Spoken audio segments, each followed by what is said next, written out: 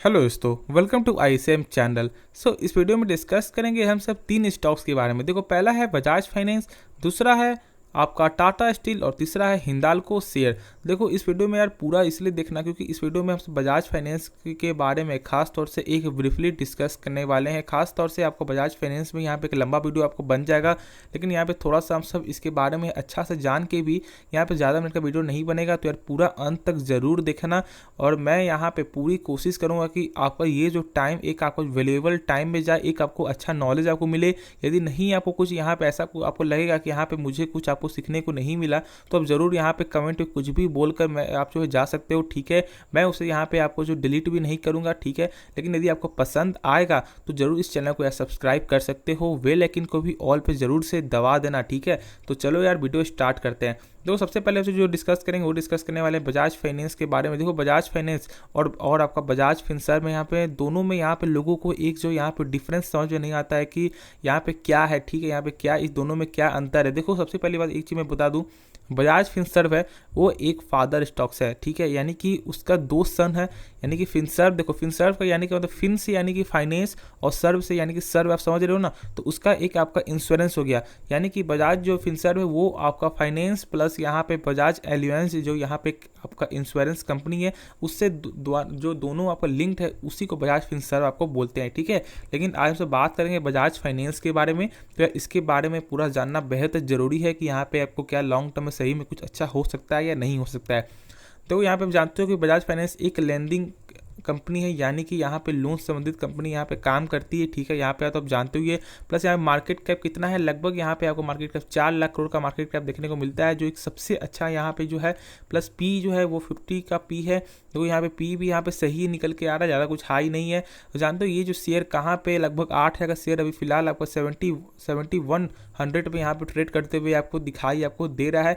तो क्या यहाँ पे आपको अच्छा मौका बन रहा है बाई करने का, नहीं करने का, उसके बारे में डिस्कस करेंगे। लेकिन इसके पहले हम सब इसके बारे में आपको पूरा फंडामेंटल यार जानना होगा, ठीक है। तो चलिए यहाँ पे जान लेते हैं बिना टाइम वेस्ट करते हुए। देखो, बजाज फाइनेंस मैंने बताया तो इसके बारे में जानना बेहद ज़रूरी है, इसके पूरे बारे में। तो देखो, यहाँ मार्केट कैप मैंने बताया, यहाँ पे लगभग आपका 4.35 लाख करोड़ का मार्केट कैप देखने को मिलता है।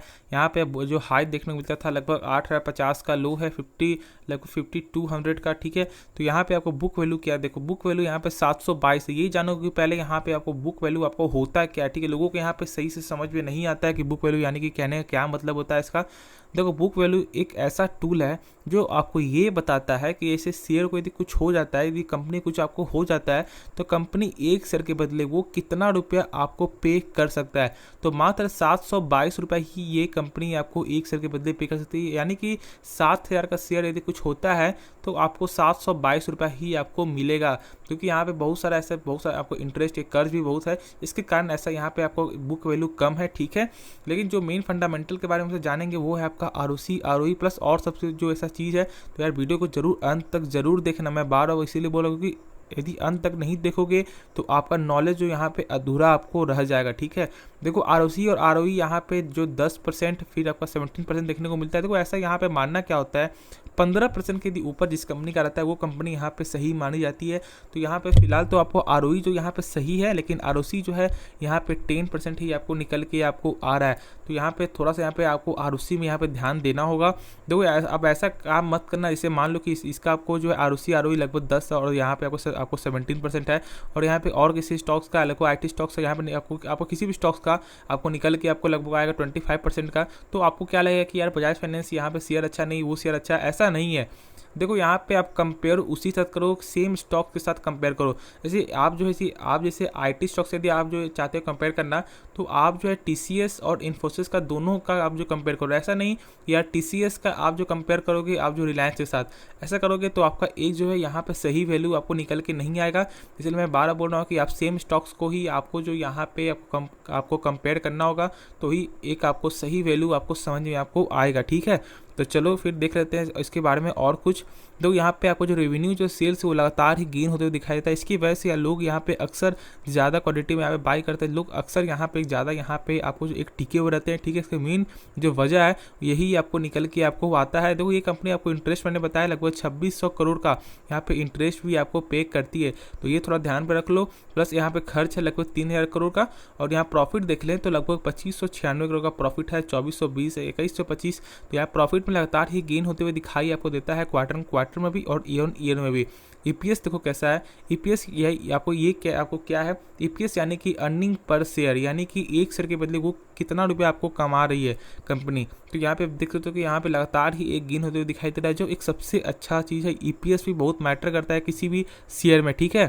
फिर देख ले ग्रोस एनपीए और नेट एनपीए। देखो हम सब यहाँ पे नेट एनपीए जाने, क्योंकि नेट एनपीए यहाँ पे खास तौर से यहाँ पे एक अच्छा एक आपको जो यहाँ पे रेट आपको सही से आपको बताता है। ग्रोस एनपीए में थोड़ा सा यहाँ पे डाउटफुल आपको समझ में आपको आएगा, इसलिए मैं यहाँ पे नेट एनपीए भी आपको जो है बता रहा हूँ, ठीक है। देखो ग्रोस एनपीए आपको क्या कहने का मतलब ये मानो, जैसे मान लो पहले आप ये जानो कि यहाँ पे एनपीए आपको होता क्या है, ठीक है। एनपीए यहाँ पे होता क्या है ये सबसे पहले आप समझो, उसके बाद ही आपको कुछ यहाँ पे समझ में आपको आएगा।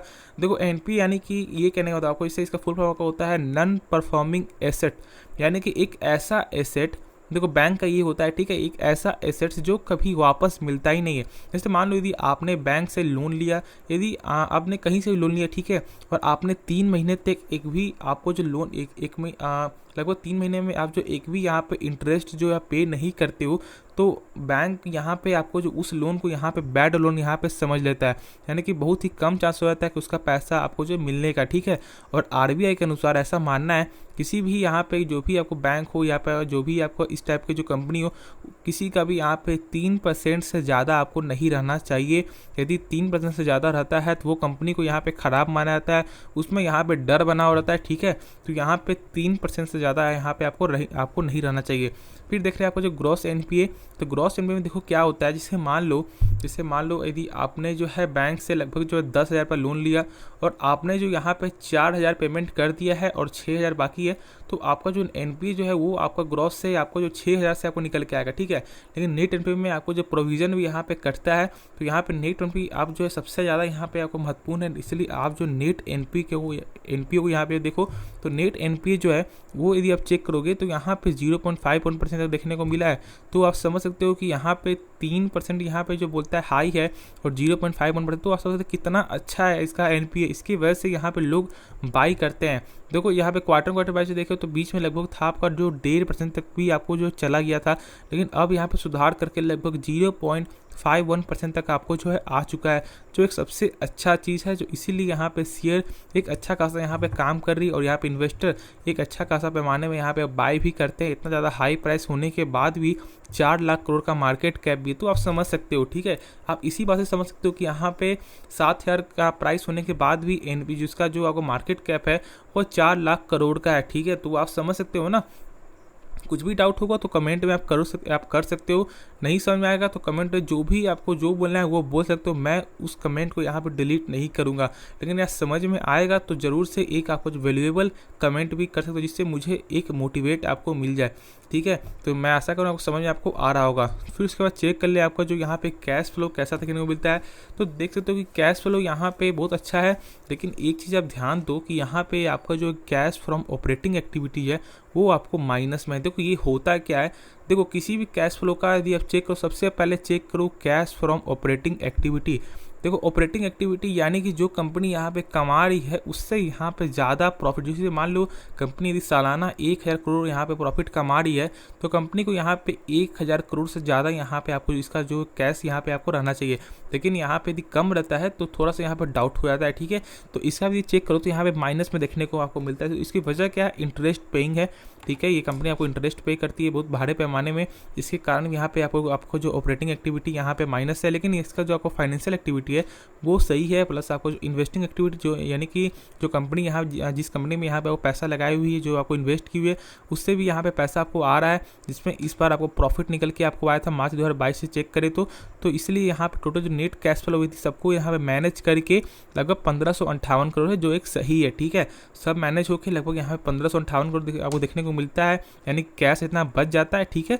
तो एक सही चीज़ यहाँ पे आपको जो है, लेकिन आप चेक करो कैश फ्रॉम ऑपरेटिंग एक्टिविटी, नहीं समझ में आएगा तो कमेंट आप कर सकते हो।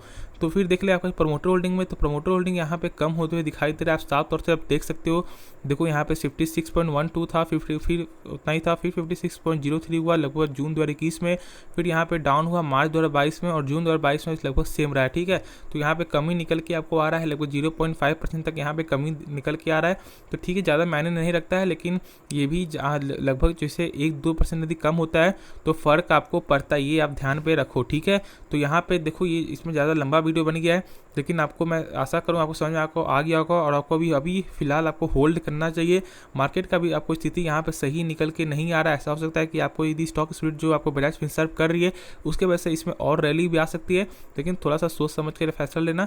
उसके बाद फिर मैं आपको एक अलग सा वीडियो कल आपको बना दूंगा, तो उसमें आपको जो बता दूंगा कि यहाँ पे अब जो शॉर्ट टर्म में क्या करना चाहिए, ठीक है। तो अभी आप फिलहाल होल्ड करके आप चलो तो नेक्स्ट स्टॉक के बारे में डिस्कस कर लेते हैं। देखो टाटा स्टील के बारे में बात करें तो आज लगभग यहाँ पे आपको 0.75% तक यहाँ पे गिरावट आपको निकल के आपको आया है, ठीक है। मार्केट कैप लगभग इस कंपनी का जो निकल के आपको आता है 1.29 लाख करोड़ का। देखो मार्केट कैप यहाँ पे सही है, यहाँ पे गिरावट की वजह क्या हो रही है वो आप समझो। देखो यहाँ पे फिलहाल जो मेटल सेक्टर में एक गिरावट का यहाँ पे प्रेशर निकल के आपको आ रहा है, जैसे कि आपको जो टाटा स्टील हो गया, प्लस आपको जो वेदांता हो गया, और मैंने बताया जो आपको जो हिंडाल्को, यहाँ पे भी आपको गिरावट निकल के आपको आया है, ठीक है। तो मेटल सेक्टर में आपको प्रेशर है ही, ठीक है, लेकिन आपको यहाँ पे आपको पेशेंस आपको नहीं खोना है जो लॉन्ग टर्म के लिए है। जो लॉन्ग मान लो इसे आपने दी एक हाई प्राइस से बाय, क्योंकि ये जो शेयर लगभग आपको 116 रुपये तक आपको चला गया था, तो यहाँ पे जिसने एक हाई प्राइस से बाय किया हुआ है वो आप होल्ड करो। और ऐसे तो बहुत से लोग आपको एक ज़्यादा भी हाई प्राइस से बाय किए होंगे, क्योंकि लगभग 1500 का शेयर जो आपको फिलहाल लगभग यहाँ पे 1050 में ट्रेड करते हुए दिखाई दे रहा है, यदि हम स्टॉक स्प्लिट के पहले से यदि चेक करें तो, ठीक है। लेकिन अभी फिलहाल 105 है, तो उसके हिसाब से आप समझ सकते हो, ठीक है, जो मैं आपको क्या बोलना चाह रहा हूँ। तो यहाँ पे फिलहाल जो इतना ज़्यादा हाई पॉइंट होने के बाद भी फिलहाल जो लो पॉइंट जो अभी चल रहा है, तो उस वजह से लोग यहाँ पे बहुत ज़्यादा वो पैनिक हो रहे हैं, ठीक है, यहाँ पे पैनिक क्रिएट कर रहे हैं। तो यार देखो पैनिक क्रिएट, जो लोग यहाँ पैनिक क्रिएट कर रहे हैं उससे दूर हो जाओ, मैं आप साफ तौर से यही बोलूँगा, उससे आप दूर हो जाओ। इसलिए क्योंकि देखो ये जो कंपनी है ना, ये कंपनी का बुक वैल्यू इतना अच्छा है कि यहाँ पे लगभग 97 का यहाँ पे निकल के आता है। तो आप समझ सकते हो कि यदि कुछ कंपनी को होती है तो 97 रुपये प्रति शेयर वो कंपनी आपको दे सकती है यार, इतना अच्छा बुक वैल्यू के हिसाब से। तो यहाँ पे यार कैसे कोई बोल सकता है कि यार पैनिक क्रिएट कर रहा है? मत पैनिक क्रिएट हो, ना पैनिक क्रिएट जो लोग कर रहा है उससे दूर रहो, और ना ही आपको पैनिक क्रिएट यहाँ पे करना है, ना ही आपको पैनिक आपको होना है, ठीक है। इसीलिए क्योंकि मैंने बताया यहाँ पे सब कुछ अच्छा है। देखो यहाँ पे मेटल सेक्टर होता है वो एक आपका जो वोलेटाइल सेक्टर देखने को मिलता ही है, ठीक है। यहाँ पे अप्स एंड डाउन देखने को मिलेगा ही, ऐसा नहीं है कि ये स्टॉक्स खराब है कि यहाँ पे इतना ज़्यादा गिरावट हो रहा है। देखो यहाँ मेटल स्टॉक्स ऐसा ही चलता है, ठीक है। ऐसा होता है कि यहाँ पे एक मंथ में लगभग यहाँ पे 10 से 20% तक आपको जो रिटर्न मिल जाएगा, और ऐसा भी होता है कि उसके पिछले एक मंथ में यहाँ पे आपको उसके बाद एक मंथ में यहाँ पे आपको गिरावट निकल के आपको आ जाए। तो ऐसा ही चलता है, इसलिए मैं बोलता हूँ जिसमें पेशेंस है वही आप मेटल स्टॉक्स को बाई करो, ठीक है। और जानते हो कि टाटा स्टील जो एक डिफेंस में भी यहाँ पे आपको अपना अच्छा खासा जो आपको योगदान आपको दे रहा है, तो उसके बारे में जानो, उसके बारे में समझो, ठीक है। ज़्यादा पैनिक होने कोई भी बात नहीं है। और शॉर्ट टर्म में मैं बोलूँ तो यहाँ पे आपको जो है यहाँ पे सपोर्ट चेक करना ही होगी। मैंने चार्ट देखा तो यहाँ पे सपोर्ट के नीचे यहाँ पे काम कर रहा है, ठीक है। तो इसकी वजह से यहाँ पे आपको होल्ड करना होगा, ज़्यादा पैनिक नहीं होना है, आराम से यहाँ पे रखो, ठीक है। ऐसा जब यहाँ पे सपोर्ट उठेगा तो मैं वीडियो बना दूंगा। ऐसा सपोर्ट निकल के आता है लगभग 113 114 का, उसके पार जाता है तो आप आंख बंद करके बाई कर सकते हैं। उसके बाद टारगेट लगभग 120 124 तक भी आपको जा सकता है, ठीक है। तो इसके बारे में सोच कर फैसला लेना, लेकिन लॉन्ग टर्म के लिए तो एक जेन्युइन एक अच्छी कंपनी है, ठीक है। इसमें नो डाउट एक बेहतरीन कंपनी, हर चीज़ यहाँ पे सही निकल के आपको आता है, बुक वैल्यू ज़बरदस्त है, प्लस यहाँ पे हर चीज़ यहाँ पे सही है, प्लस आपको डिविडेंड पे करता है, तो यहाँ पे डिविडेंड भी आपको मिलता रहेगा।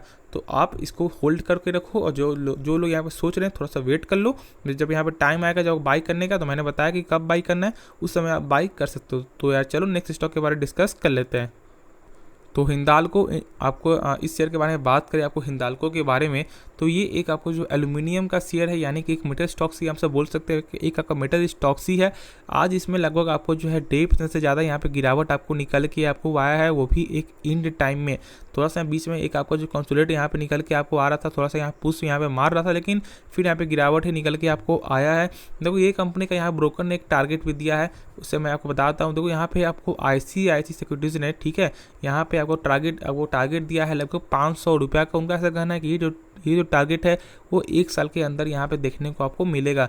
देखो यहाँ पे मुझे ये नहीं मालूम कि ये सही होगा या नहीं होगा, और आपको भी ऐसा नहीं मानना चाहिए और किसी के कहने पे आपको ऐसा बाय नहीं करना चाहिए, ठीक है। देखो मेटा स्टॉक्स में यहाँ पे एक तो यहाँ पे फ़ायदा क्या होता है कि एक आपको डिविडेंड यहाँ पे मिलता है, लेकिन ये कंपनी आपको डिविडेंड उतना नहीं देती है, ठीक है। तो मेरे हिसाब से आप इसमें सिर्फ जो है यहाँ पे लॉन्ग टर्म प्रोसेस के लिए यहाँ पे आप शो कर सकते हो, यहाँ पे पैसा लगा सकते हो। देखो आप देख सकते हो कि 5 साल रिटर्न में ऑलमोस्ट यहाँ पे 66% का जो ये कंपनी आपको रिटर्न आपको दे रही है, ठीक है। तो आपको एक लॉन्ग टर्म आपको थॉट होना चाहिए, तो ही आप इसको बाई करो। और एक अच्छा शेयर है, ठीक है, एक ऐसा नहीं कि एक खराब शेयर है, एक अच्छा शेयर है, इसको यहाँ पे आप पोजीशन होल्ड करके रखो। एक हाई प्राइस से बाय किए हो तो, और यदि आप सोच रहे हो तो थोड़ा सा वेट कर लो, जो मैंने बताया, क्योंकि मार्केट की स्थिति अभी आपको सही नहीं है। जिस दिन सही हो जाएगा मैं आपको वीडियो बना दूंगा, ठीक है। तो यहाँ पे बस आप वेट एंड वॉच करो। नहीं आपको यदि आपको नया बाइक करने का ऐसा आपको लग रहा है तो कम से कम आप वॉच लिस्ट में जरूर डालो। देखो पैसा लगा रहे हो यार, तो पैसा या जो भी लगा रहे हो और 5 6 10 वो आपकी मेहनत की कमाई है। और यार कुछ टाइम लगाओ शेयर में, ऐसा नहीं कि किसी के कहने पे या किसी का आपने किसी से देखा और डायरेक्ट बाय कर लिया। तो ऐसा करोगे यार, पैसा क्या आप जो वैल्यू यहाँ पे नहीं समझ रहे हो, ठीक है। पैसा का वैल्यू समझना है तो यार उसके बारे में जानो। शेयर में पैसा बनता है तो यार उसके बारे में यहाँ पे मेहनत करना पड़ता है, उसके बारे में आपको जो रिसर्च करना पड़ता है, उसके बाद ही आपको पैसा बनता है, ठीक है। तो उसके बारे में जानो, खुद आपको ऑटोमेटिक आपको समझ में आपको आ जाएगा कि आपको करना क्या है। और वॉच लिस्ट में डाल के आप 7 दिन तक जरूर चेक करो कि कंपनी कैसा आपको जो ट्रेडिंग यहाँ पे काम कर रहा है, कैसा यहाँ पे आपको जो डेली यहाँ पे चार्ट चल रहा है, खुद आपको समझ में आपको आ जाएगा, ठीक है। मैंने आपको बता दिया कि ब्रोकर ने क्या टारगेट भी आपको दिया है। मार्केट कैप एक गजब का मार्केट कैप है, 92,000 करोड़ का मार्केट कैप है। तो यहाँ पे सब कुछ यहाँ पे सही है, यहाँ पे आपको जो रिटर्न भी सही है। तो इसको आप होल्ड करो, ज़्यादा पैनिक होने की कोई भी बात नहीं। जो पैनिक क्रिएट करे उससे आप दूर हो जाओ। और बस मैं आपको यही इस वीडियो में बस आपको यही को बताना चाहूँगा। और ये वीडियो देखने के लिए यार ज़रूर से धन्यवाद। और यदि आपको पसंद आएगा तो ज़रूर से यार वीडियो को लाइक कर सकते हो, और यार चैनल जरूर से सब्सक्राइब करो, तो वैसे वीडियो हमारे चैनल आपको मिलता रहता है। और यदि वीडियो लंबा हो गया तो उसे मुझे माफ़ कर देना, लेकिन मैंने पूरा कोशिश किया है कि आपको बजाज फाइनेंस के बारे में एक अच्छा सा लॉन्ग टर्म जो लॉन्ग वीडियो होता है, जैसे आपको पूरा डाउट आपका खत्म हो गया होगा, ठीक है। यदि समझ में आएगा तो जरूर कमेंट में यार एक अच्छे शब्द आप बोल सकते हो। नहीं समझ में आएगा तो आप खराब शब्द ही बोल दो, मैं उसे आपको डिलीट आपको नहीं करूँगा। तो यार वीडियो देखने के लिए धन्यवाद। आपका दिन और आपका रात यहाँ पे कुशल मंगल हो।